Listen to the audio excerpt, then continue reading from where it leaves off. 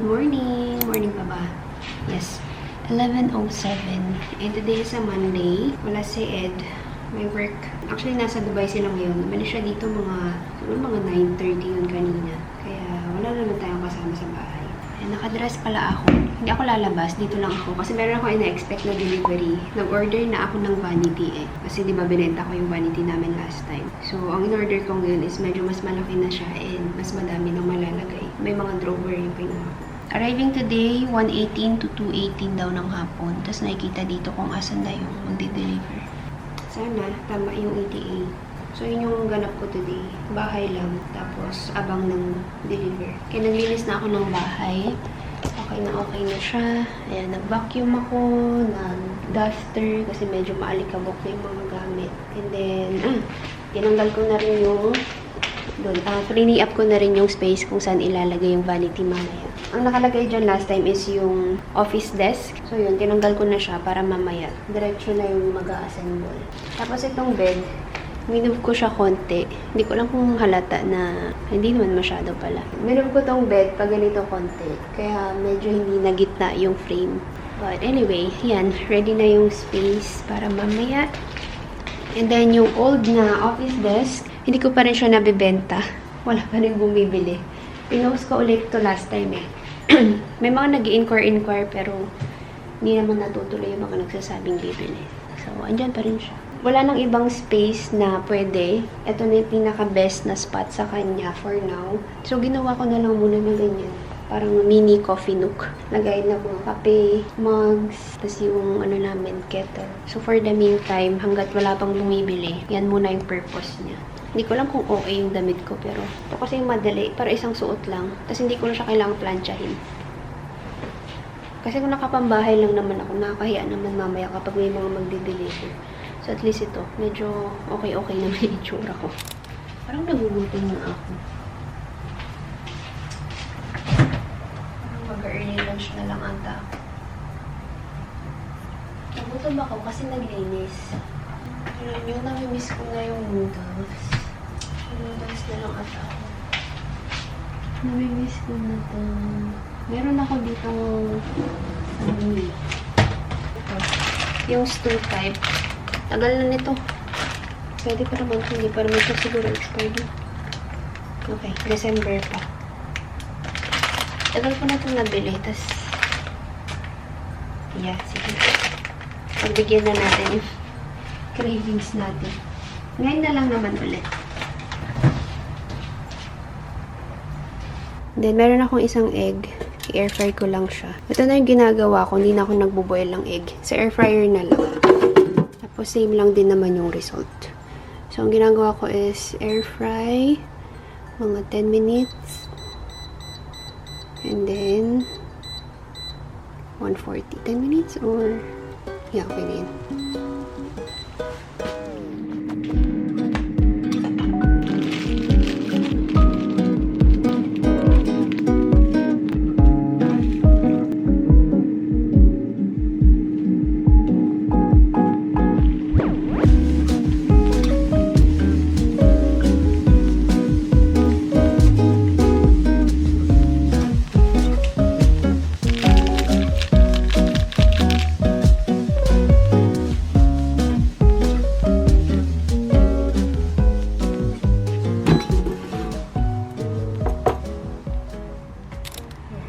Okay, so luto niya aking noodles. Luto na rin yung ating egg.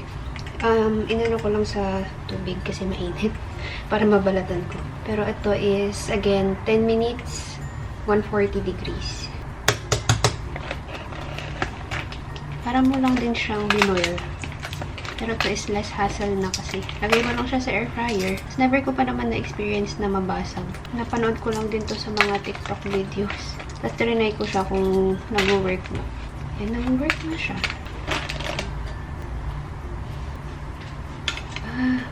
Grabe na-miss ko to. Hindi ko pala nilagay lahat. Kasi hindi ko kaya. Maanghang to eh. Grabe na-miss ko to. Kain tayo. Noodles, egg, and cucumbers.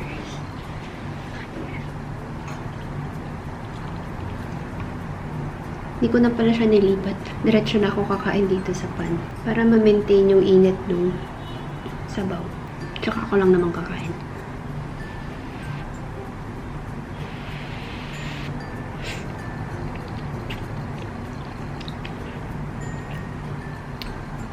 Sakto lang yung spiciness niya for me.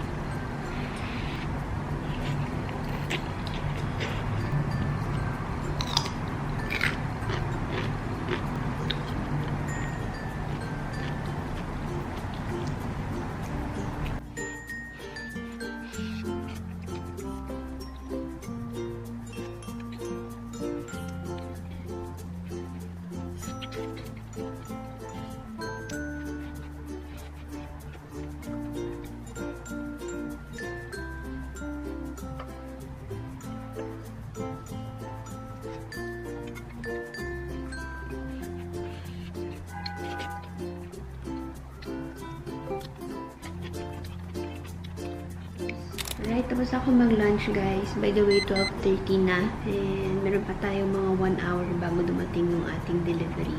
So while waiting, mag-edit muna ako.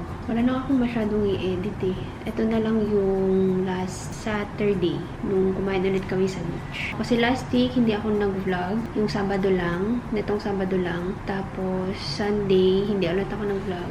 Tapos ngayon na lang ulit, Monday. Kung wala nga sigurong delivery today, baka hindi rin ako mag-vlog. So, more on ano ako, sa TikTok, mga mini vlogs, ganyan. Doon ako maraming pending na videos na hindi ko pa na-upload.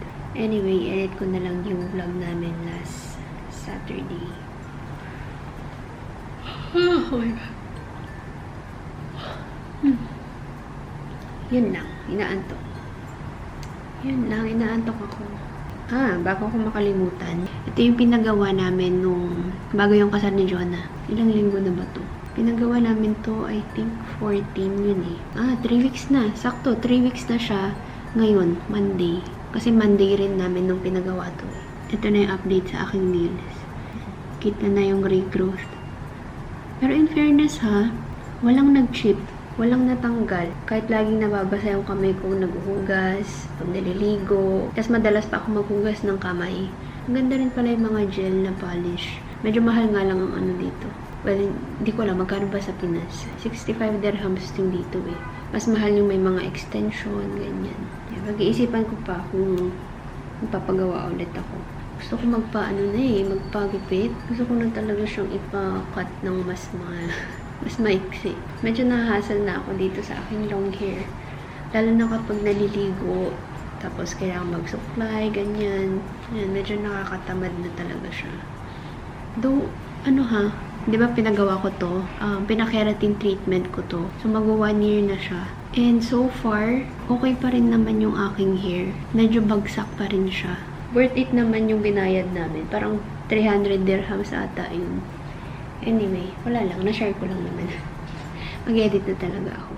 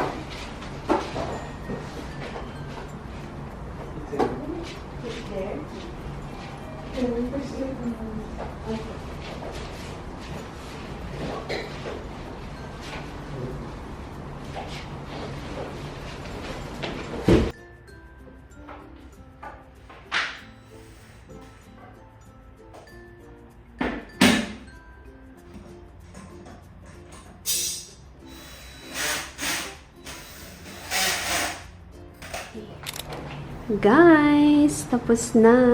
Nandito na yung ating bagong vanity. Tapos na sila kuya. Nakaalis na rin sila.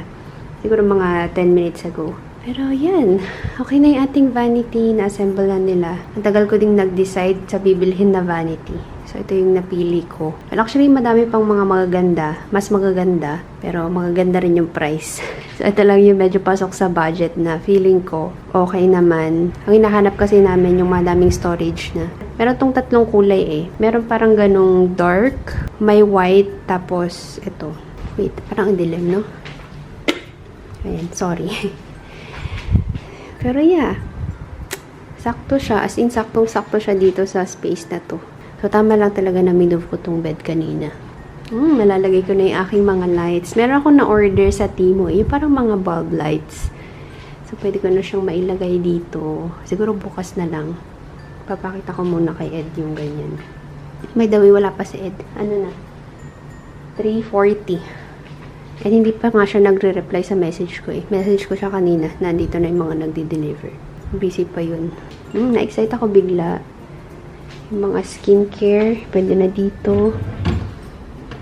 Mga makeups. Very nice. Buti na lang, pumasok siya dito. Kung hindi, no choice. Dito siya maipupwesto. Parang ang awkward kasi nung nakaharap sa'yo yung salamin. Yung sa higaan na. Or ako lang ba yun? Kaya mas gusto ko dito na lang siya sa side. Okay sana dito. Perfect na perfect yung size niya. Pero yun nga, parang medyo awkward na. Kaharap ka sa salamin. Okay, anyway, yun lang.